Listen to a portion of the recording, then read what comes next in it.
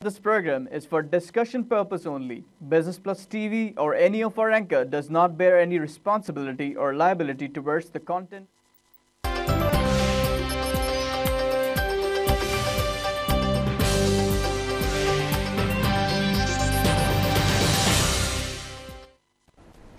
अस्सलाम वालेकुम and welcome to the program PSX hotline और मैं हूं आपका होस्ट रुहेल इंतखाब। प्रोग्राम में हम बात करते हैं पाकिस्तान स्टॉक एक्सचेंज के हवाले से मार्केट की ओवरऑल क्या परफॉर्मेंस रही, क्या चेंजेस आए मार्केट में, उस हवाले से आज हम बात करेंगे। कल डिप्रेस थे, मार्केट माइनस में थी और फ्राइडे की बात करें तब भी क्लोजिंग जो हुई मार्केट माइनस में थी, लेकिन आज डिप्रेस नहीं है, आज मार्केट प्लस में है। और आज की जो मार्केट की जो इवोल्यूशन रही, जो परफॉर्मेंस रही, उस पर मैं आपको बताऊँ कि मॉर्निंग की बात करूँ तो क्लोजिंग जो हमारे पास कल की आई थी उससे स्टार्ट हुआ 39,000 से। मार्केट जो है वो पीक पर गई है 11 बजे के करीब, एकदम से मार्केट ने एक बूम दिया है। 348 पॉइंट्स का इजाफा देखा मार्केट में और स्टॉक एक्सचेंज में बहुत रैपिडली चेंजेस आ गए और एकदम से जो है वो तेज़ी का रुझान देखा गया, जो हम कहते हैं मार्केट में। फर्स्ट सेशन में ये सूरत हाल थी, उसके बाद जैसे ही मिड डे की तरफ आए हम, सेकंड सेशन में भी हमने देखा कि मार्केट ने 5 पॉइंट्स का इजाफा देखा। तो उसके बाद एक्सपेक्ट किया जा रहा था कि मार्केट और बूम करेगी और we are expecting at the last 4 बजे के करीब, उससे पहले जब क्लोजिंग हुई है उसमें हमने देखा कि मार्केट में 287 पॉइंट्स का इजाफा रिकॉर्ड हुआ और जो क्लोजिंग आई KSE 100 इंडेक्स की वो आई है 39,434। ये बात हो गई KSE 100 इंडेक्स की। अब मैं बात करूंगा KSE 30 इंडेक्स की। KSE 30 इंडेक्स में 202 पॉइंट्स का इजाफा देखा और क्लोजिंग हुई है 22,758। ऑल शेयर इंडेक्स की मैं बात करूं तो उसमें 116 पॉइंट्स का इजाफा देखा जो इंक्रीज़ हुआ और 26,236 पे मार्केट क्लोज रही। ये ऑल शेयर इंडेक्स की वैल्यूज़ हमने आपको बता दी। ये बात कर ली हमने KSE 30 इंडेक्स की और KSE 100 इंडेक्स का ओवरऑल जो क्लोजिंग और रही मार्केट की, उस हवाले से अब बात करूंगा वॉल्यूम मिलियन शेयर की। जी, KSE 30 में 75.07 मिलियन शेयर रिकॉर्ड हुआ, KSE 100 में 104.81 मिलियन शेयर रिकॉर्ड किया गया। ऑल शेयर्स जो हैं वो 224.25 मिलियन शेयर्स रिकॉर्ड किए गए। ये बात हो गई मिलियन शेयर्स की। अब बात करूंगा कंपनीज की। किन कंपनीज को आज हमने जो है वो बिजनेस करते हुए देखा, किस कंपनीज में एडवांस हुआ, किस में डिक्रीज हुआ और कौन सी कंपनीज हैं जो चेंज नहीं हुई। ओवरऑल जो कंपनीज हमने आज ऑब्जर्व करी वो 348 कंपनीज हैं, जिसमें से एडवांस जिस पे वर्किंग की गई, जिसका बिजनेस हुआ वो 153 हैं। डिक्लाइन जो डिक्रीज हुई वो 168 हैं और there is no change in 27 companies, they are still neutral. ये कंपनीज की बात कर ली। हम कंपनीज के टॉप वॉल्यूम लीडर्स की बात करेंगे कि कौन सी कंपनीज हैं जो अपने हिसाब से टॉप वॉल्यूम लीडर्स रहीं। तो दीवान सीमेंट सेक्टर का तो आपको पता है, आजकल कोई भी कंपनी का शेयर है अमूमन वो उसके अच्छा बिजनेस कर रहा है। तो दीवान सीमेंट का जो वॉल्यूम आया है वो 24.99 मिलियन शेयर्स, दीवान मोटर्स का 17.86 मिलियन शेयर्स, एग्रीटेक लिमिटेड का 14.86 मिलियन शेयर, सुई सॉर्दर्न गैस का 9.46 million shares, TRG Pakistan limited का 7.68 मिलियन शेयर्स। ये तो हमने कंपनीज के मिलियन शेयर्स की बात कर ली। अब बात करते हैं उन कंपनीज की जो आज अपने शेयर प्राइस के हिसाब से टॉप 5 रही हैं। जी बिल्कुल, टॉप 5 शेयर प्राइस जो टॉप गेनर्स रही हमारी कंपनी में, फिलिप मॉरिस पाकिस्तान 26.37 का शेयर प्राइस इंक्रीज हुआ है। इंडस मोटर कंपनी का 30 शेयर प्राइस इंक्रीज हुआ है। सैफायर फाइबर का 23.50 शेयर प्राइस इंक्रीज हुआ है। लकी सीमेंट फिर आ गया सेक्टर 17.79 जो है ये शेयर प्राइस इंक्रीज हुआ है। KSB पंप्स 12.80 इसका शेयर प्राइस इंक्रीज रहा है। कुछ कंपनीज के हमने नाम देखे कि एकदम से जो है वो टॉप गेनर्स में आए। अगर हम हालिया रिपोर्ट पे या एनालिसिस करें उन टॉप गेनर्स कंपनीज का, उन्होंने रिप्लेस करके कुछ नए कंपनीज के नाम आज उसके शेयर प्राइस इंक्रीज आया है। ये तो वो कंपनीज हो गई जो टॉप गेनर्स हो गई हैं। अब देखते हैं कि कौन सी ऐसी कंपनीज हैं जो टॉप लूजर्स रहे। बाटा पाकिस्तान -70, उसका शेयर प्राइस -70 से रहा शेयर प्राइस। आइलैंड टेक्सटाइल का 45, पाकिस्तान टोबैको का 30, सिमेंस पाकिस्तान 19.11, एबट लेबॉर्ट्री 15.36, ये इसका शेयर प्राइस लॉस में रहा। क्या वजूहात हैं, क्या चीज़ें हैं जिसकी वजह से इसकी कंपनी के शेयर प्राइस के में कमी आई है, और जो आज नई कंपनीज के हमने नाम देखे, जिस सेक्टर्स को हमने देखा कि वो मूव नहीं कर सकता, वो भी आज टॉप गेनर्स कंपनी में रहा, ये बहुत खुशाइन बात है। इस पर भी डिस्कशन करेंगे, और प्रोग्राम में हमेशा हमारे एक्सपर्ट हमें ज्वाइन करते हैं, उनका भी मैं आपसे तारुफ कराऊंगा। लेकिन जो चीज़ें आज हमें प्रोग्राम में डिस्कस करनी है वो मैं आपको बता दूं कि इंडस्ट्रियल एनर्जी सेक्टर 24 पैक्ट्स, जो मेमोरेंडम ऑफ अंडरस्टैंडिंग का होता है मुआहिदा लिंक विद चाइना, इस पे डिस्कशन की जाएगी हमारे एक्सपर्ट से। Drug price increase by up to 2.86%, 2.86% पे ये इंक्रीज हुआ है। Government to import gas exclusively for power plants, इस पे भी डिस्कशन करेंगे। हमारे गेस्ट जो बहुत ज़बरदस्त एक्सपर्ट्स देते हैं, सजेशन देते हैं, रिकमेंड करते हैं, तारिक हाशमी साहब एनालिस्ट हैं, पाकिस्तान स्टॉक एक्सचेंज के हवाले से बहुत ज़बरदस्त उन्होंने बातें की हैं।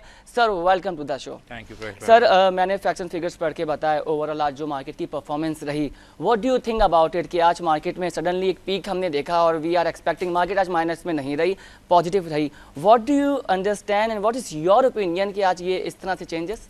देखिए, आपने जिस तरह जिक्र किया कि पिछले 2-3 सेशंस जो थे वो मार्केट नेगेटिव में भी थी, एंड आई थिंक एक चीज़ का ख्याल रखने का ज़रूरी है कि ये हमारा रोल ओवर वीक भी है, क्योंकि फ्यूचर जो कॉन्ट्रैक्ट्स होते हैं उसकी सेटलमेंट इस हफ्ते में होती है। तो थोड़ा सा जो जिन लोगों की फ्यूचर में पोजीशन होती हैं वो आके around the end of this month इस वक्त पे आके वो उसको सेटल कर रहे थे। तो बाज़ार में जनरली हम देखते हैं कि आखिरी दिनों में एक थोड़ा सा एक प्रेशर आता है, and I think it's more related more to do with एक चीज़ का ख्याल रखना है कि यहाँ से गोइंग फॉरवर्ड अब आपका रिजल्ट सीज़न भी जो है, जो हमारा जून का जो अपना हाफ ईयर ख़त्म हुआ, तो उसके बाद से एक रिजल्ट सीजन की एक्सपेक्टेशन आना शुरू हो गए सर, कुछ अनएक्सपेक्टेड भी हैं, कुछ एक्सपेक्टेड। तो यहाँ से एक जो एक्साइटमेंट है आगे गोइंग फॉरवर्ड वो आपके रिजल्ट सीजन के हवाले से होती है कि पर्टिकुलरली वो कंपनियाँ जिसमें डिविडेंड की पे आउट होती है, तो लोग अपनी कुछ पोजीशंस को बेच के ऐसी कंपनियों की तरफ मूव करते हैं कि जहाँ पे एक्सपेक्टेशन होती है कि वो पे आउट वगैरह के रिजल्ट्स वगैरह आने।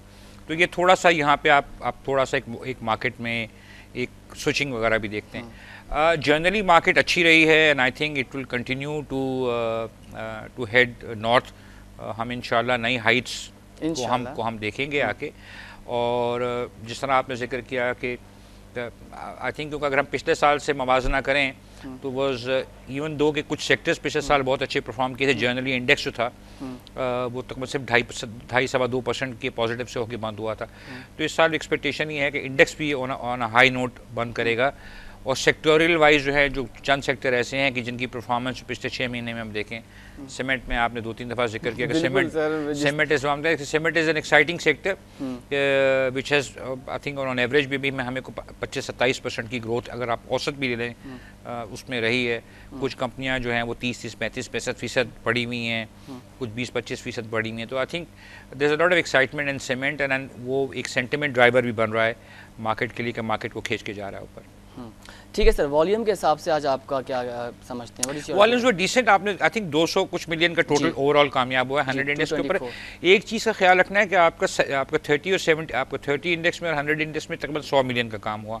तो इसका मतलब ये है कि तकरीबन ऑलमोस्ट क्लोज टू 100 मिलियन काम जो है आपकी उन कंपनियों में हुआ जो कि रिलेवेंट सर है। साइड वाली कंपनियों पे भी इसका मतलब है काम एक्टिव था। जाके आपके जो 100 इंडेक्स से बाहर जो कंपनीज हैं उसमें भी इसका मतलब है आज सब्सटेंशियल काम हुआ है। तो मार्केट जो है वो अगेन आप छोटे आइटम्स को भी देख रही है कि यहाँ से गोइंग फॉरवर्ड रहेगी। आपने जिक्र ये भी किया कि सीपेक के हवाले से भी there is an excitement about, and I think हमारे जो पंजाब के चीफ मिनिस्टर हैं वो इस वक्त चाइना विज़िट भी कर रहे हैं। उनका भी मैं देख रहा था कि काफ़ी प्रोजेक्ट्स वगैरह के ऊपर बात हो रही है। तो I think a lot of the market is driven by the excitement other than the result season, other thing कि आने वाले दिनों में जो सीपेक के हवाले से जो एक्साइटमेंट है उसके ऊपर भी मार्केट का सेंटिमेंट जो है एटलीस्ट वो पॉइंट हुआ है। सर टेक्सटाइल इंडस्ट्री को आप कहाँ देखते हैं? डिस्कशन पिछले हफ्ते भी रही कि टेक्सटाइल इंडस्ट्री को जो प्रॉब्लम आ रहा है, जो वो फेस कर रहे हैं, वो फेस करें एनर्जी प्रॉब्लम, एनर्जी क्राइसिस। तो हमने अल्टरनेट की तरफ भी बात की थी कि क्या उनको अल्टरनेट इख्तियार करने चाहिए। What do you think about कि टेक्सटाइल जो सेक्टर है वो अगले हफ्ते या अगले महीने कहाँ पर खड़ा हुआ होगा? देखिए, टेक्सटाइल की जो इश्यूज़ हैं वो मल्टीपल हैं, एंड आई थिंक हमने उनको 2-3 पॉइंट के ऊपर आके अगर आप जो एक रॉ मटेरियल टेक्सटाइल यूज़ करता है, जो हमारा जो बम्पर क्रॉप था वो हमारा कॉटन का था। अगर हम देखें तो कंसेक्टिवली पिछले 2 साल से हमारा जो आउटपुट है वो नेगेटिव रही है। टेक्सटाइल को इसलिए भी इम्पॉर्टेंट है हमारा, क्योंकि टेक्सटाइल इज़ द लार्जेस्ट जो आपका फॉरेन करेंसी अर्नर्स रहा है in the past also. And I think energy का एक चैलेंज जो है, इवन दो के प्रोमिसेस तो बहुत सारे हैं, इवन 2018 तक पूरा होता हुआ नज़र नहीं आता। आई मीन जो नज़र आ रहा है, क्योंकि आई थिंक प्रोमिसेस तो बहुत सारे किए गए थे। तो आई थिंक दैट चैलेंज, देखिए अगेन तो आई थिंक वो दो तीन एरियाज के ऊपर आके वो मार खा रहे हैं। हमारे पास पहले सिक्योरिटी का इशू रहा, पावर का इशू रहा, gas is also is an issue कि जहाँ पे उनको होता है। तो आई थिंक जब तक वो चैलेंजेस या वो हर्डल्स दूर नहीं किए जाएंगे, textile will continue to struggle. Plus ये है कि आपका जो एग्रीकल्चर भी, आपकी जो कॉटन की जो आउटपुट की जो ग्रोथ में भी जो नंबर आ रहा है, that is also alarming. I think this is something कि जो policy maker have to sit down and decide कि वो क्या चाहते हैं उसके हवाले से आगे। तो अभी कोई ओवरनाइट टर्न अराउंड तो एक्सपेक्ट नहीं कर सकता आदमी के कुछ होने वाला है। सर पॉलिसीज़ को देखना पड़ेगा। What do you think about it? मतलब जो पॉलिसीज़ डिस्क्राइब की हुई हैं, जो इम्पोज की हुई हैं, उसकी वजह से प्रॉब्लम आ रहा है। तो आप क्या समझते हैं कि गवर्नमेंट को कुछ ना कुछ टेक्सटाइल इंडस्ट्री के हवाले से करना चाहिए? बिकॉज सर जिस तरह से शट डाउन हो रहा है, अनएम्प्लॉयमेंट बढ़ रही है, लेबर डिस्टर्ब है, तो मार्केट में ये चीज़ भी काउंट हो रही है। तो इस हवाले से आप क्या कहेंगे? देखिए एब्सोल्युटली ये आज ये कोई I mean this is something which has been, जो टेक्सटाइल वाले भी हैं वो भी बेचारे एहतजाज करके थक गए। आप फाइनेंस मिनिस्टर को भी मिले हैं, हम अक्सर अखबारों में देखते हैं कि उनकी अपील्स आती हैं। मैंने आपसे अर्ज़ किया कि इसमें एक पोर्शन तो आपका जो आपका एग्रीकल्चर आउटपुट है हमारा कॉटन की, वो भी हमने सब्सटेंशियली देखी है कि उसमें डिक्लाइन आया है। वो टेक्सटाइल एज रॉ मटेरियल उसको यूज़ करती है आके। तो हम उसका नतीजा ये है कि हमारे यहाँ यान फिर कम बन रहा है या ग्रे क्लॉथ कम बन रहा है, तो हम फिर चाइना से इंपोर्ट कर रहे हैं या इंडिया से इंपोर्ट कर रहे हैं। तो I think that's one concern. दूसरा कंसर्न जो आपने जिक्र किया कि वो बिजली का और गैस का है। अब बिजली एंड गैस का इशू ये है कि ये इन स्पाइट ऑफ 3 साल गुजरने के बावजूद हम उस नहज पे नहीं पहुँचे हैं कि जहाँ पे हमको जो उनकी ज़रूरियात हैं हम उसको पूरा कर सकें। पहले बिजली का था, फिर हमने प्रोग्रेसिवली हमने देखा कि अब गैस का भी इशू बनता चला जा रहा है। एटलीस्ट गैस के फ्रंट के ऊपर आके हमने कुछ कॉन्ट्रैक्ट्स किए हैं गवर्नमेंट ने बाहर से जो मंगवा रहे हैं। उसमें भी आप अभी जिक्र कर रहे थे कि उसमें जो IPPs आ रहे हैं कि जी क्या उनको एसेंशियल गैस पहले मिलेगी या टेक्सटाइल वालों को मिलेगी। तो I think these are some of the things at the policy level कि जब तक वहाँ पे कोई एक लॉन्ग टर्म पॉलिसी नहीं आएगी, I think we will continue to struggle और that at least textile will continue to struggle. मतलब आप समझते हैं कि पॉलिसीज़ जो है इसकी बिजनेस पॉलिसीज़ में हमें बहुत काम करना पड़ेगा। कॉमर्स पॉलिसीज़ हो गई। Anyway sir, let's move further. Drug prices increase हुई हैं रिसेंटली, एक बड़ी खबर आ गई है। तो सर 2.86% की जो है वो इंक्रीज़ है ओवरऑल जो कैलकुलेशन की है। आप क्या समझते हैं फार्मास्यूटिकल वालों का, कंपनी का मार्केट शेयर अब कहाँ जाएगा मार्केट में, इस हवाले से किस तरह देखते हैं? आई थिंक इस पे कंट्रोवर्सी एक तो ये है कि this is no surprise. I mean ये ऐसा नहीं हुआ कि no it's no surprise in the sense कि देखिए ये हम सबको मालूम था कि प्राइसेस ये नेगोशिएट हो रही हैं। एंड आई थिंक हम अब आके एकदम से प्रिटेंड करना कि ओहो प्राइसेस इतनी बढ़ गई, दिस वाज कि ऐसा नहीं हुआ कि आपका फार्मास्यूटिकल कंपनी 100 की उठी, उन्होंने आज से अनाउंस किया कि हम 3% से या 2.5% से प्राइसेस बढ़वा रहे हैं। आपकी मिनिस्ट्री ऑफ हेल्थ के साथ एक डिस्कशंस होती हैं। And I think part of this was an agreement that was reached between the stake holders and the regulators कि यार हम ये करेंगे आके। तो ये पहले से ऑफिंग में था। अब ये चूंकि आजकल थोड़ी सी पॉलिटिकल सेंसिटिविटी भी है, तो you know we see this political के हम वो देखते हैं कि भाई बढ़ गई है तो उसके ऊपर फटाफट। प्री प्लान नहीं था, हमें जो है हमें इन्फॉर्मेशन भी मिली कि बजट अनाउंस करने के बाद जो फार्मास्यूटिकल के प्राइसेस हैं उसको इंक्रीज किया जाएगा। देखिए जुलाई के इसमें जो है उन्होंने प्राइस बढ़ा दी। अभी रिसेंटली बजट उन्होंने अनाउंस किया तो प्राइजेस करनी चाहिए थी। अगर आखिरी साल के आखिर में अगर अनाउंसमेंट होती तो हमें समझ में आता। सर 2 महीना देखिए मैं आपसे इसलिए अर्ज कर रहा हूँ कि ये सरप्राइज नहीं होना चाहिए। We should not be surprise कि ये हुआ। This was in the pipeline for quite some time. I mean ये ऐसा नहीं है कि मैंने आपसे अर्ज किया कि सुबह उठे और तमाम ड्रग डीलर्स ने कहा ये जो आपके फार्मास्यूटिकल कंपनीज है कि हम प्राइस बढ़ा देंगे। ये निगोशिएट होता है, this is a regulated industry. It was already planned, sir? This was already in the pipeline. I mean ये जो इंक्रीज हम देख रहे हैं, this already pipeline. I think the quantum perhaps चूंकि अब शोर उसके ऊपर ज़्यादा मच गया है आजकल, चूंकि होता ही है कि जब कोई शोर मच जाता है तो हम लोग फ़ौरन फिर उसको कहते हैं कि we let me go back and review that also. I think oil, अभी पेट्रोल की प्राइसेस भी बढ़ाने की बात हुई थी और समरी ओगरा की समरी ये थी कि आप प्राइस बढ़ा दो, फिर ऊपर से कमाया कि नहीं जी अभी चूंकि थोड़ी सी पॉलिटिकल सेंसिटिविटी है तो प्राइस नहीं बढ़ाई जाए। तो ये ऐसा नहीं है कि ये अपनी मर्जी से उन्होंने कुछ किया। This I mean this was being, you know, we all knew कि हम एक बढ़ा रहे हैं और उस वक्त भी एक डिस्कशन हो रहा था कि परहैप्स ये नहीं होना चाहिए। हम अक्सर अपनी रीजनल के अंदर हम दूसरी मुल्कों में सिमिलर हम देखते हैं कि फार्मास्यूटिकल कंपनी की जो प्रोडक्ट की प्राइसेस हैं वो हमसे बहुत कंपेरेबली चीपर है। तो I think this was in the pipeline, ऐसा नहीं है। But I think the regulator and the stake holders both need to sit down and they need to evolve with policy कि भी कितना प्रॉफिट जो है, आई एम श्योर कि दोनों एंड्स के ऊपर वैलिड। फार्मास्यूटिकल कंपनीज भी कहती हैं कि जी कॉस्ट ऑफ डूइंग बिजनेस बढ़ गया है, हमारे इश्यूज हैं, यू नो, हम इतना इम्पोर्ट महंगा, हम अपना रॉ मटेरियल केमिकल जनरेट नहीं हो रहा है, डिफरेंट नहीं हो रहा। तो यू नो कि तो I am sure they have an issue, but this I think this needs to be tackled. I mean आपको एक थोड़ी सी प्राइस सेंसिटिविटी को, क्योंकि उसका एंड कंज्यूमर के ऊपर आके फ़र्क पड़ता है, कुछ चीज़ों को आपको देख लेना चाहिए था। लेकिन I think the point that I am trying to make is कि ये सरप्राइज नहीं होना चाहिए कि एकदम से बढ़ गई। सर पाकिस्तान नेशन है, दे आर सरप्राइजिंग बिकॉज आपने अभी बड़ी अच्छी बात बोली कि प्राइस कंज्यूमर की आपने बात कर ली और हम बात कंज्यूमर की करेंगे। कंज्यूमर्स आर नॉट हैप्पी कि अचानक से जो है इस तरह से प्राइस का बढ़ना, अगर अनाउंसमेंट की जाती तो पहले की जाती। कंज्यूमर अपना फीडबैक दे रहा है। सर दवाएं जिस हिसाब से मार्केट में बिक रही हैं ना, आप यकीन कीजिए एक यूटिलिटी स्टोर पे इतना रश आपको नज़र नहीं आएगा, मेडिकल स्टोर पर रश नज़र आएगा। तो आप क्या समझते हैं, demand and supply already exist कर रही है? देखिए, it's not a question of demand and supply. हमारे यहाँ, I mean looking at the size of the population that we have, and I think looking at the quality of food that we perhaps consume and the adulterated, या जो हम क्या कहना चाहिए कि जो हम मिलावट होती है, हम रोज़ हम भी टीवी चैनल्स के ऊपर हम देखते हैं कि आई थिंक फ्रॉम गोश्त से लेके दालें मसाले वगैरह, तो I think they are all leading us towards an unhealthy एक पूरी हम करवा रहे हैं। तो ऑब्वियसली आपको एक बर्डन जो है यहाँ पे आके पड़ेगा। सवाल ये है कि क्या ये जो इंक्रीज़ था ये जस्टिफाइड था? क्या गवर्नमेंट को पहले से मालूम नहीं था कि ये होने वाला है? ये अनाउंस किया कि एग्रीमेंट उनकी इजाज़त से नहीं हुआ?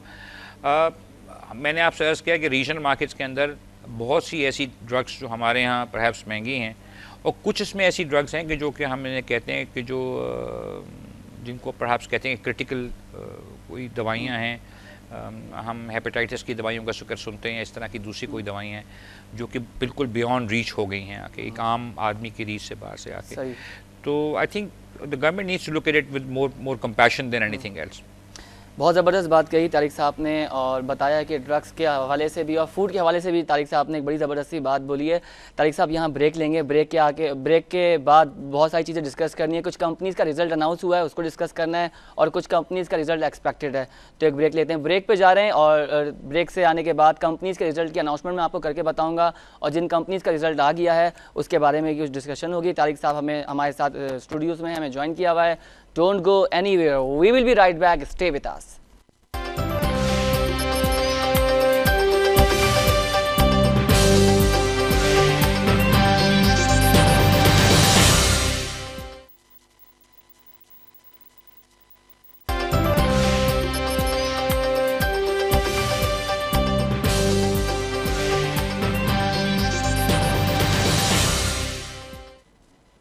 Welcome back after the break. और ब्रेक पे जाने से पहले मैंने कहा था आपसे कि कुछ कंपनीज़ के रिजल्ट्स में आ गए हैं, वो अनाउंस करके सुनाऊंगा, और कुछ कंपनीज़ के रिजल्ट एक्सपेक्टेड हैं। जो कंपनीज़ के रिजल्ट एक्सपेक्टेड हैं पहले उसकी बात कर लेते हैं। Park Suzuki Motors company limited 2 quarter of calendar year earning of PSMC expected to clock in Pakistani rupees 555 millions, down 41 quarter, taking one half net profit after tax to Pakistani rupees 1.4 billions, down 38% year of year। ठीक है, अगली बात है कि the significant decline in earning can be attributed to the decrease in volume sale of the company post conclusion of the अपना रोजगार scheme. रोजगार scheme के हवाले से एक सिग्निफिकेंट डिक्लाइन देखा गया। ठीक है, ये बात हो गई है park Suzuki Motors company limited की। अब बात कर लेते हैं बैंकिंग सेक्टर के हवाले से एक रिजल्ट जो एक्सपेक्टेड है। ये मैंने जो अभी बात की है ये एक्सपेक्टेड रिजल्ट के हवाले से बात की है, इट वाज नॉट अनाउंस्ड। अब बात करता हूँ बैंक अल-फलाह के एक्सपेक्टेड रिजल्ट के हवाले से। Bank Alfalah limited second quarter 2016 that is earning expected to clock in 20% year of year and 44% quarter of quarter lower at rupees 1.38 billions. ठीक है, effective tax rate is expected to clock in at 54% on the back of 4% surplus tax, super tax sorry. ये बात हो गई है bank Alfalah limited के expected result के हवाले से। ये एक्सपेक्टेशन है, इसमें चेंजेस भी हो सकती हैं, आप इसको हतमी मत जानिएगा ये कि हम PSX में आपने सुन लिया आप बोलें कि ये हो सकता है, मे बी के अच्छे रिजल्ट एक्सपेक्ट करें। Anyway let's move further. अब मैं बात करूँगा अनाउंस रिजल्ट के, जो अनाउंस रिजल्ट आए हैं 6 मंथ्स के। फौजी fertiliser bin Qasim post rupees 621 million loss in second quarter of 2016. The loss can be attributed to lower DAP sales which were down 39% year this year. ये बात हो गई है फौजी फर्टिलाइजर्स की। अब बात करते हैं UBL ने अपना रिजल्ट अनाउंस कर दिया है। The United Bank Limited on Tuesday reported at 23% increase in its second quarter net profit. Second quarter का जो नेट प्रॉफिट रिजल्ट ट्यूसडे को अनाउंस किया 23% इंक्रीज किया है। And increase in the net markup earned, जो उन्होंने मार्कअप अर्न किया वो इंक्रीज भी किया। उस हवाले से इन्होंने मजीद कहा कि the company also announce interim cash dividend of rupees 3 per share. इन्होंने कैश डिविडेंड के बारे में बात की। EPS came into at rupees 5.68 at compare to rupees 4.46 last year से भी इन्होंने जो है इसको थोड़ी सी कंपैरिजन कर ली है।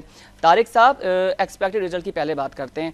पार्क सुजुकी मोटर्स कंपनी ने लिमिटेड ने अपना रिजल्ट अनाउंस किया है और इन्होंने कहा है कि एक्सपेक्टेड है कि rupees 555 million down 41 quarter of quarter taking 1 half yearly net profit after tax. What do you think about थोड़ा सा डिक्लाइन है। देखिए मैं आपको generally last year was a bumper year for auto sector, और इन्होंने कहा है कि एक्सपेक्टेड है कि rupees 555 million down 41 quarter of quarter taking 1 half yearly net profit after tax. What do you think about थोड़ा सा डिक्लाइन है। देखिए मैं आपको generally last year was a bumper year for auto sector. हमने अगर हम पिछले साल से कंपेयर कर लें तो पिछले साल अगर उससे पिछले साल से कंपेयर करें was a humongous, I think we saw a very large growth. तो आई थिंक बेस फिगर होने की वजह से ये जो अपना जो पिछले 6 महीने गुजरे हैं उसमें they have struggled and I think हम मैं नाम लिए बगैर आप तो नाम ले दिया कि अगर हम दूसरे भी ऑटो मैन्युफैक्चरर्स में देखें तो देयर इज होंडा का है या टोयोटा का भी आएगा, तो वी विल सी कि परहैप्स के वो जो लास्ट ईयर वाला यूफेरिक कंडीशन थी वो नहीं थी। मुख्तलिफ रीजंस हैं। आपने उसका अपना रोजगार स्कीम के ऊपर जो इन्होंने बात की है रोजगार स्कीम उसके ऑफटेक वगैरह की वो नहीं थी। मैं इसी को फॉरवर्ड करते हुए आपने फर्टिलाइजर का भी जिक्र किया, तो चूँकि डैप की भी कंजम्पशन हमने देखा तकरीबन 39-40% तक डाउन रही वहाँ पे, तो उसका भी हम उसका अफेक्ट जो है हम आके उसके रिजल्ट पर देख रहे हैं। But these are again half yearly, मतलब these are not final results वगैरह है। अभी भी डैप के साथ से हमेशा गैस का एक इशू लिंक्ड रहता है। One must remember that Engro का भी एक प्लांट है जो डायमोनियम फॉस्फेट बनाता है। फौजी फर्टिलाइजर बिन कासिम भी डैप बनाता है। ये दोनों प्लांट्स ऐसे हैं कि जिसको आपको नेचुरल गैस चाहिए होती है, तो इनके साथ गैस के आप सिर्फ इनको उसके ऊपर ना देखें कि आपकी डिमांड कम रही, इनको गैस के चैलेंजेस वगैरह भी रहे, तो this was not perhaps a good year. हम अपनी एग्रीकल्चर सेक्टर की मैंने आपसे पहले ही बात कहा था कि कुछ क्रॉप्स ऐसी होती हैं कि जहाँ पे हम देखते हैं कि हमें क्वार्टर ऑन क्वार्टर या मंथ ऑन मंथ भी जो फिगर आते हैं आपके फर्टिलाइज़र के जो फिगर्स वगैरह आते हैं, ये हमको मालूम था कि ये जो है खपत जो है इन दोनों कमोडिटीज़ की वो कम होगी। तो this is not a surprising result, मतलब ये एक्सपेक्टेड था कि एक्सपेक्टेड रहेगा आके। सही sir, UBL profit rise 23% in quarter 2। What do you think about it? क्या देखिए, I think larger banks will continue to benefit. I think ये वंस द डिस्काउंट रेट के नीचे आने के बाद से आपको जो बड़े बैंक हैं I think they will continue to show growth and profit. इसमें जो टियर 2 टियर 3 बैंक्स हैं परहैप्स उनके लिए एक प्रेशर एक थोड़ा सा रहेगा। ये तो आपने बड़े UBL का जिक्र किया, फिर आपने अल-फलाह का जिक्र किया। जो छोटे वाले बैंक हैं उनका आप जब रिजल्ट आने शुरू होंगे तो हम देखेंगे कि वहाँ पे थोड़ा सा एक कंस्ट्रेंट है। However the good news is कि फाइनली हम ये देख रहे हैं कि प्राइवेट क्रेडिट ऑफटेक की जो हम बात करते हैं वो उसके जो नंबर्स अभी पिछले दिनों आए थे वहाँ पे एक सब्सटेंशियल इंक्रीज़ आ रहा है। तो इसका मतलब है कि जो एक हम काफ़ी अर्से से हम ट्राई कर रहे थे कि अगर पैसा सस्ता हो जाएगा तो बिजनेसमैन उसको उठा के इन्वेस्ट करेगा, जिससे आपका एक आपका नेट इंटरेस्ट इनकम जो बात करें वो बढ़ेगी, वो हमें आने वाले दिनों के अंदर और नज़र आएगी। उसके भी लार्जर जो बैंक्स होते हैं जिनकी बड़ी किताब होती है वो ज़्यादा बेनिफिशियल होते हैं। इस केस में भी आप देखेंगे कि जो बड़े बैंक हैं जनरली उसका फ़ायदा उनको ज़्यादा होता है, उनकी किताब बिग बुक साइज़ बड़ा होता है, तो they have the ability to observe. इसमें छोटे बैंकों को थोड़ा सा स्ट्रगल करना पड़ेगा। छोटे बैंकों को स्ट्रगल करना पड़ेगा। तारिक साहब ने बहुत ज़बरदस्त बात की है। बैंकिंग की अभी 6 मंथ की रिपोर्ट भी जारी की गई है, तो तारिक साहब ने कहा कि छोटे बैंकों को थोड़ा स्ट्रगल करना पड़ेगा, बल्कि ज़्यादा स्ट्रगल करना पड़ेगा एज़ कम्पेयर बड़े बैंक। सर, बड़े बैंक्स की जो स्ट्रेटजीज़ होती हैं प्रॉफिट जनरेट करने की, all the banks are making business for their profit, and everyone is making business for the profit. This is the basic priority of every businessman. What do you think about it कि इनको किस strategy पे, मतलब अपनी product development पे काम करना चाहिए या मार्केटिंग स्ट्रेटजी पे? UBL कहाँ लैग करता है, प्रोडक्ट डेवलपमेंट पे और मार्केटिंग स्ट्रेटजी पे? I think these banks are I think they're doing UBL is doing a good job, and I think as other banks also. You know, in terms of product development also, or I think they have a good penetration in the market also. I mean, these are, मैंने आपसे कहा, National Bank, UBL, HBL, these are the large 2-3 बड़े bank हैं जिनका huge deposit and एक network का इनका branch है। I think more than anything at the end of the day, मैंने आपसे जिक्र किया कि अभी तक हम पीछे देख ही रहे थे कि बैंक्स जो थे वो ज़्यादातर लेंडिंग जो थे वो गवर्नमेंट को कर रहे थे। लेकिन हम ये देखते थे कि आप बैंक ट्रेजरी बिल या PIBs लेके वहाँ से जो एक अर्निंग आती थी आपकी, आप उस पर को रहे थे।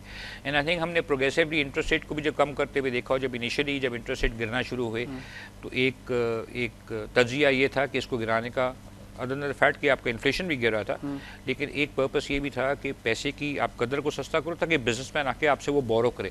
जब इंटरेस्ट रेट बहुत बढ़ जाता है तो उसका मतलब होता है फिर मुश्किल हो जाता है उसको, क्योंकि आपने पैसे दोनों ही बढ़ रहे हैं, इन्फ्लेशन रेट भी बढ़ रहा है, इंटरेस्ट रेट भी बढ़ रहा है। इन्फ्लेशन रेट तो कम हुआ, इन्फ्लेशन रेट तो परहैप्स हमारा रिकॉर्ड माइनस है, लेकिन ये है कि अगर आप कंपेयर टू हम डबल डिजिट इन्फ्लेशन से हम नीचे, हम मुश्किल 3.5-4% के नीचे आ गए, तो ये तो रिकॉर्ड रहा है हमारा। इन्फ्लेशन का रेट कभी भी यहाँ पे एटलीस्ट कोटेड इन्फ्लेशन रेट जो है वो कभी भी इतना नहीं रहा। तो एक अच्छी खबर ये है कि फाइनली वो एक वापस थोड़ा सा इंटरेस्ट की the businessman is coming and is picking up money is a good sign, जो कि फिर ओवरऑल इकोनॉमी को भी एक दफ़ा जब बिजनेस।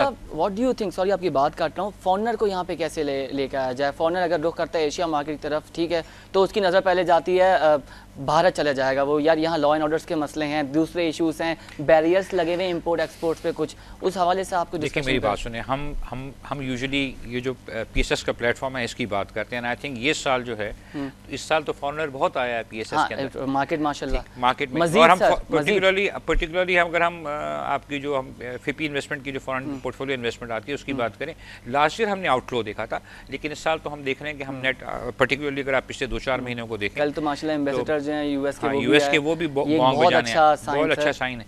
प्लस हमारा MSCI के अंदर जो हमारी रिक्लासिफिकेशन हो रही है, आई थिंक बाय उसकी एक्साइटमेंट भी एक बिल्ड हो रही है। तो I think I was reading somewhere कि एशिया में again we were rated the best performing market, and I think Asian target sir, और ग्लोबली हम लोग शायद हमें चौथे पांचवें नंबर पे हम आए हैं। तो आई थिंक ये द फैक्ट कि हमारी मार्केट ने इतना अच्छा परफॉर्म किया है, तो एटलीस्ट इस प्लेटफॉर्म की हद तक तो गोरा आ रहा है आपके ऊपर इन्वेस्ट करने के लिए। बाकी जो चीज़ें हैं आई थिंक वो चाइनीज स्टेबल कैसे रखेंगे मार्केट को? अगर र्यूमर्स इतने ज़्यादा रन कर रहे हैं पीछे, अभी पॉलिटिकल सिचुएशन भी चेंज होने वाली है अगस्त और सितंबर में, वी आर एक्सपेक्टिंग, तो अब लेट्स सी, अब हम माशाल्लाह मार्केट 40 के करीब है। पाकिस्तान स्टॉक एक्सचेंज का तारिक साहब कुछ नहीं पता, खुदा ना खास्ता कोई भी रूमर्स जनरेट होते हैं, मार्केट अफेक्टेड पहले होती है, बाद में खबर की तरदीद या तस्दीक होती है। आप क्या समझते हैं अगस्त में मार्केट कहाँ होगी if political situation would be the same? देखिए, इन रिस्पेक्ट मैं आपसे अर्ज करूँ कि मैं आई थिंक आज से 3-4 दिन पहले I was conducting a training session on ये आप हमारी कैपिटल मार्केट के हवाले से, एंड मैं उसमें एक हमारा जो हमारे थे उनको we were telling about the market. तो अब चूंकि हम 16 में खड़े हैं और 10 साल का फिगर लें तो वो 2006 से स्टार्ट होता है, तो उसमें हम 2005 की क्राइसिस भूल जाते हैं फिर। तो आई पर्पसली टुक पिछले 12 साल का मैंने डेटा लिया उनको ग्राफ दिखाने के लिए। आई थिंक कि अब 16 में बैठ के अगर मैं 2005 की बात करूँगा, lot of people will not also remember, we saw I think market तकरीबन 10 सेशन ऐसे थे कि नीचे के लॉक लगे थे यार, and you know market it fell down, and I think उस ज़माने में भी लोग कहते थे कि इंडेक्स 0 हो जाएगा, कुछ हो जाएगा। हमने 2008-2009 में ऑलमोस्ट 40% से ज़्यादा हमने इंडेक्स को ड्रॉप होते हुए देखा। 2008 में तो मार्केट फ्रीज रह गए, फ्लोर आपने 3 महीने फ्रीज किया, दिसंबर में जब खुली तो उसके बाद जब मार्केट दोबारा नीचे फ्लोर हुई, उसके बाद से अगर आप आज तक का 2016 तक का ग्राफ देखें तो market has had almost a vertical like it took off. तो मार्केट में ये जो आप कह रहे हैं कि अगर इसमें मंदी आ भी जाए तो माय व्यू इज़ कि इफ़ यूर और आई थिंक एक मैं अक्सर आके कहता हूँ कि आपका KSE 100 इंडेक्स जो है उसका औसत रिटर्न पिछले 12 साल का में हमें 22-23% से ज़्यादा है। तो मतलब आप इसको अगर आप कंपेयर कर लें किसी भी दूसरी इन्वेस्टमेंट एवेन्यू से, तो I think it is if not the best nearest, मतलब आपके टॉप 2 या 3 के अंदर ये आता है। तो अगस्त में अगर डिप आता है या अगर नवंबर में डिप आता है या जनवरी में डिप आता है, अगर आ भी जाता है, my view on that is कि अगर ऐसा कोई डिप आता है तो उसका मतलब है कि आपको शेयर एक डिस्काउंटेड वैल्यू पे मिल रहे होते हैं। सर अभी एक जो चीज़ चल रही है, ट्रेंड कैलें शेयर होल्डर्स ने निकाल दिया कि जिनके पास स्टॉक शेयर्स कंपनी के शेयर्स पड़े हुए हैं वो अगस्त और सितंबर को प्रिडिक्ट कर रहे हैं कि क्या हो, पॉलिटिकल सिचुएशन अफेक्ट करेगी ऑफ कोर्स अगर जो भी हुआ व्हाटएवर, लेकिन वो क्या कर रहे हैं, शेयर को बेच रहे हैं अच्छे पैसों में, मार्केट अभी अच्छी है।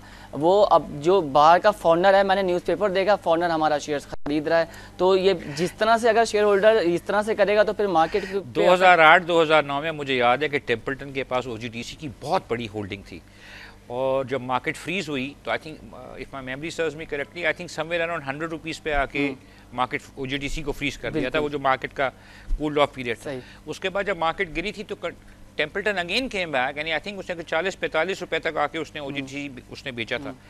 वो जितनी सेलिंग थी वो जॉब हमारे लोकल बायर ने की थी। वही टेम्पल्टन ने फिर वापस आके 80 रुपये दोबारा वो OGDC खरीदना शुरू किया था, यानी कि 40 रुपये तक बेच के गया था गोरा, और जो हमने लिया था तो जिसने खरीदा था उसने 80 रुपये दोबारा टेम्पल्टन को बेचा था आके। तो द पॉइंट इज के आप जो कह रहे हैं कि लोग अभी बेच देंगे, अब assumption, वो इस assumption पे बेच देंगे, you are trying to, the investor is trying to time the market कि यार इस वक्त ख़राब हो जाए उसको पहले सेल में, और नहीं ख़राब हुई अगस्त में और 41,000 का इंडेक्स हो गया तो फिर वो क्या करेगा। There are two sides to the client.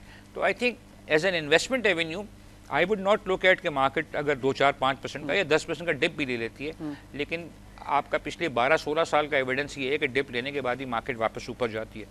तो if you hold that script through a turmoil, अगर आप उसमें ऐड नहीं करते और होल्ड भी कर लेते हैं तो आपको आने वाले दिनों के अंदर आके not only do you recover your cost, आप उस पर फ़ायदा भी उठाएंगे।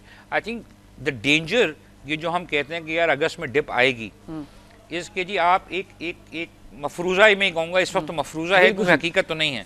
तो एक मफरूज़े के ऊपर आप अपनी इन्वेस्टमेंट को आप लिक्विडेट कर रहे हैं, और बिल फर्ज के आज आपने 100 रुपये पे बेच दिया कि यार 100 रुपये पे प्राइस ऊपर अच्छी है, और अगस्त में आप ये सोच रहे हैं कि आपको 80 रुपये में मिल जाएगा, लेकिन अगर अगस्त में वो नहीं हुआ और 110-112 रुपये का हो गया तो क्या आप 112 रुपये पर जाके खरीदेंगे? तो आप ये 12 रुपये का नुकसान बेसिकली उठा रहे होंगे। सही बात तो उससे बेहतर ये है कि अपना तारिक साहब यहाँ गवर्नमेंट को तो छोड़ें, सिर्फ धरने इस्लामाबाद में शुरू हो जाते हैं, मार्केट में फौरन कुछ नहीं होता।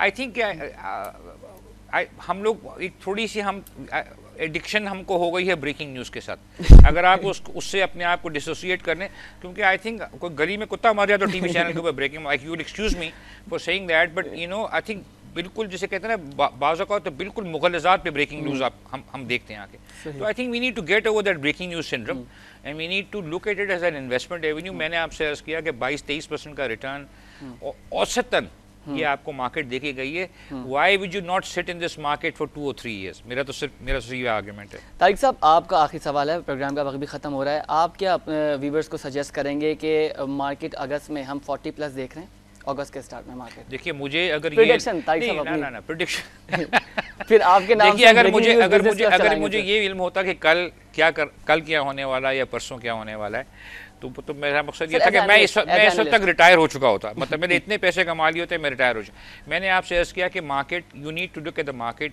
बियॉन्ड 1 वीक और 1 क्वार्टर या 6 months के व्यू से आप बाहर निकलें। आप इसके ऊपर जितना लंबा व्यू रखेंगे, आप बिल्कुल पोर्टफोलियो को स्विच करें। अगर आप समझते हैं कि सीमेंट सेक्टर में बहुत ग्रोथ आ गई है, कोई दूसरा स्टील का सेक्टर बढ़ेगा, तो आप बिल्कुल सीमेंट सेक्टर में अपनी जीरो नहीं करके उसमें आप 20, 30, 40% छोड़ के बाकी 60% आप किसी दूसरे सेक्टर में, या आपको लगता है कि ऑटो सेक्टर डिस्काउंट पे है या आपका ऑयल का सेक्टर डिस्काउंट पे है, तो आप अपने आप को रीएलोकेट ज़रूर करें। लेकिन अगर आप ये समझ के कि अगस्त में मार्केट गिर जाएगी और मैं सब कुछ 100% कैश पे आ जाऊं और अगस्त में मार्केट नहीं गिरे, तो आई थिंक आई सी कि आप इंशाल्लाह वेरी सून 40,000 से ऊपर इंडेक्स देखेंगे। बस ज़बरदस्त, तारिक साहब ने बोला है 40,000 से ऊपर इंडेक्स देखेंगे। Thank you so much Tariq साहब, आपका प्रोग्राम में आए, बहुत ज़बरदस्त सजेशन दी है और बहुत अच्छी बातें तारिक साहब ने की, कॉस्ट ऑफ प्रोडक्शन के हवाले से और इकोनॉमिक के हवाले से, कैपिटल मार्केट के हवाले से तारिक साहब ने बात करी, बैंकिंग सेक्टर में मज़ीद गुंजाइश है और सीमेंट के हवाले से भी बहुत डिस्कशन रही। प्रोग्राम का वक्त ख़त्म हो रहा है, इंशाल्लाह दोबारा आपसे मुलाकात होगी, तारिक साहब दोबारा प्रोग्राम में ज्वाइन करेंगे। हमें PSX पे जो है आप हमें हमारा ईमेल आईडी जो है psxhotline@businessplus.tv.pk पे ज़रूर अपना फीडबैक दीजिए। कुछ जानना चाहते हैं, कुछ पूछना चाहते हैं, आपके नाम के साथ, आपके क्वेश्चन के साथ हम प्रोग्राम में अपने एक्सपर्ट के साथ डिस्कस करेंगे। कल आपसे फिर मुलाकात होगी, अपना बहुत ख्याल रखिएगा, मुझे इजाज़त दीजिए, अल्लाह हाफ़िज़।